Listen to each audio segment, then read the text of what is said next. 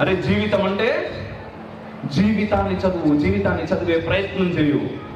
స్వార్థాన్ని పెంచుని వాళ్ళ లోపల. స్వార్థం అంటే ఎంతసేపు నేను కాదు, స్వార్థాన్ని పెంచే ప్రయత్నం చేయాలి. నా దగ్గర నుంచి మనం అనేదాకా, నేను నా ఇల్లు దగ్గర నుంచి ఈ సమాజమే నా కుటుంబం అనేదాకా వాళ్ళ లోపల స్వార్థాన్ని దూరపోసే ప్రయత్నం చేయర్రి, పెంచుర్రి. సమాజం కోసం పనిచేస్తున్న ఏ ఒక్కడు, మీరు ఒక్కసారి ఆలోచించుర్రి. ఈరోజు ఆయన నేతాజీ సుభాష్ చంద్రబోస్ గురించి మనం ఇన్ని సంవత్సరాలు ఆయన చనిపోయి అయినా కూడా మాట్లాడుకుంటున్నాం అంటే ఆయన కోసం ఆయన బ్రతకలేదు, మన కోసం ఆయన చచ్చిండు. అటువంటి మహనీయులు ఎంతో మంది ఉన్నారు. ఈరోజు పెద్ద పెద్ద బిజినెస్ మ్యాన్లు కావచ్చు, నిజంగా పెద్ద పెద్ద బిజినెస్ మ్యాన్లు కావచ్చు. ఫేస్బుక్ ఏ ఉంది, చాలా మంది వాడుతూ ఉంటారు. మీరు వాడతారన్నా ఫేస్బుక్? వాడరా? మీ ఇంట్లో వాడతారు ఎవరైనా? ఎవరు వాడరా?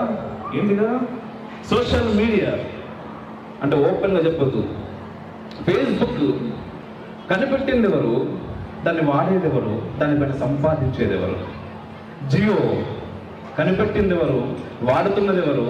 దాని మీద సంపాదించింది ఎవరు? సో ఒక ఎంటర్‌ప్రెన్యూర్ కావాలి.